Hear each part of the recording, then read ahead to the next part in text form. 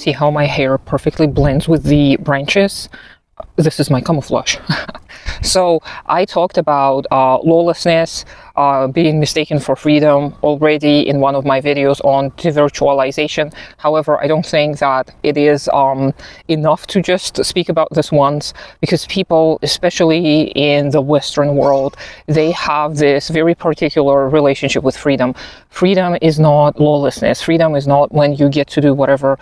It is not when you let your whim decide your course of action. Freedom is a realized necessity. Freedom is when you understand what kind of necessities not only your body has, but the surroundings as well. Other people, nature, your spiritual needs, any kind of needs that you may not be able to fulfill on your own. This is going to give you an understanding, and the understanding is going to lead to you making decisions based on that understanding and on that need. So when your want and your need overlap, this is a moment of freedom. When you want that is necessary for you, this is when you get to experience true subjectivity. This is when you get to experience direct or immediate type of experiences.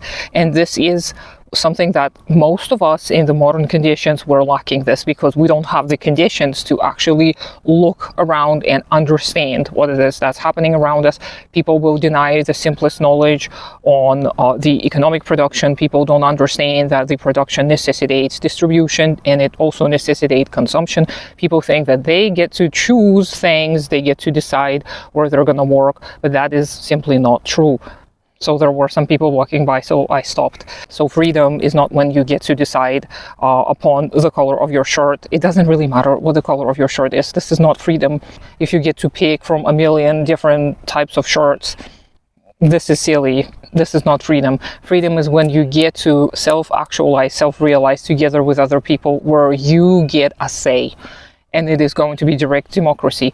Now, Marina Burik talks about abstract democracy in her work, A Virtualized World of Capitalism, and this is going to ruffle a ton of people's feathers, because she, of course, dismisses democracy as something that we are going to overcome, that is not going to be needed, and democracy nowadays obviously is a dying democracy, not because we've ever had true democracy. We were never allowed to. It's always been the democracy for the select few who have access to the means of production, and for the rest of us, we just get to play that circus with voting, and it doesn't really matter. Everybody knows that your vote means nothing. Nobody cares. The necessary person is going to become a ruler, and also they don't get to choose what it is that the country is going to do. It is the corporations, the oligarchs, the elite, the 1%, whatever you want to call them, basically people who have the access to the means of production. They get to decide what to do with all the resources, how to allocate these resources, what these resources are going to be used for, usually to just continue growing more and more profits. War is included in the profit-making machine. It is a great way to virtualize capitalism. By the way, war is another way capitalism gets virtualized, because it is not a direct and it's not an economic way of destroying property, destroying livelihoods, and then later on creating new markets, creating new opportunities for yourself, you the warmonger, to come in and build everything new. And this is a virtualized process because it's not directly a capitalist process. War obviously existed before, but the war in imperialist times is going to differ drastically. Those were some birds, actually. Those are not animals. So if you heard a weird sound, it was a bird. Okay, so don't worry about it. But yeah, so you don't get to decide what is done with the resources, not only with your tax money, but with anything, with infrastructure, with education, with healthcare. You don't get a say in any of these things if you just get to vote. So democracy it's not present anywhere in the world, as far as I know. There are some interesting pieces of data I've heard from some experts on China and the DPRK and how democracy differs there and how it may be much more effective. I don't care to talk to people about whether China and DPRK are actually socialist. I don't care to talk about this. Go talk to the experts. Go read something that is not written by Western sources.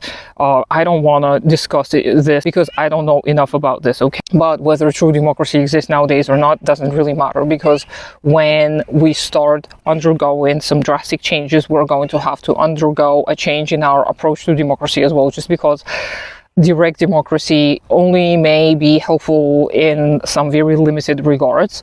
Obviously, people's committees are going to be based on democratic basis, where everybody in production, for example, at a factory or a plant, are going to get to decide what to do, how to implement changes, etc., etc. And then the resources allocation is also going to be democratically decided. Obviously, it's going to depend on what kind of organizational processes happen on a state level, whether there is going to be a state or not. But the democratic processes are going to later lead to the dissolution of democracy itself, because it's not necessary. Because when everybody studies the processes of their own production and the rest of the society's production, when everybody is involved in life-making, community-making processes, then we're not going to need to vote, because we're all going to be able to decide things very simply based on scientific consensus. And that is not a utopian way of thinking. It is just the way we're going to, if given the correct circumstances, we're going to evolve past the need for democracy.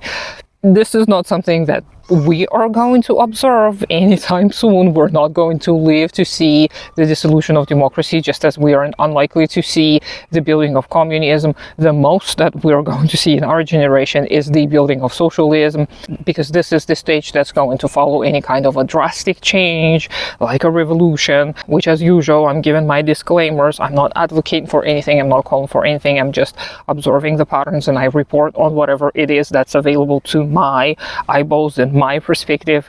So abstract democracy, something that Marina refers to, is this more childish view of democracy as representative democracy, or any kind of a democracy that is not direct and that is not democratic centralism. Because if you have this nominal democracy where you get to choose a representative, because the representatives are not going to be able to carry out the interests of all the groups involved, and they're going to skew one way or another. And of course, under capitalism, they're always going to skew towards the shareholders or the business owners, or however you want to call them. And this is, again, within the normal. Under capitalism, nobody cares if your or my particular interests are not represented. We are told to do incrementalism, which is doing very, very little changes over time. And usually people may dedicate their entire lives to a very, very minuscule change. And when they do achieve that change, they may feel very fulfilled and like they've done their part, but this is going to be such a little thing that it's not going to really matter. And this is different from minuscule changes that you undergo when you start organizing, because when you start organizing and you do little things, little steps within your means, doing the book clubs, doing the readings, doing the mutual aid, community organizing, etc., etc., this is different. This is you trying to mobilize together with other people and gather as many people as possible for the causes of common liberation. This is not you gathering with all these people to fight for this little incremental piece that is ultimately going to lead to nothing. This is different. So little steps can be done on individual level in terms of organizing, but little steps in terms of policy are not going to do it. And we can see that with a lot of policies where incrementalism failed people, but they still get to feel as if they at least tried. And we can talk more about incrementalism on some other occasion if you're interested. I do want to talk more about abstract democracy on some occasions. Hopefully it's not going to bring in about the freedom boys, because I cannot stand them. But if you're not one of those people, if you are willing to discuss abstract democracy, etc., let me know what you think. Overall, I hope you have a great day today. Consider supporting me on Patreon. Do take care of yourself and your community first.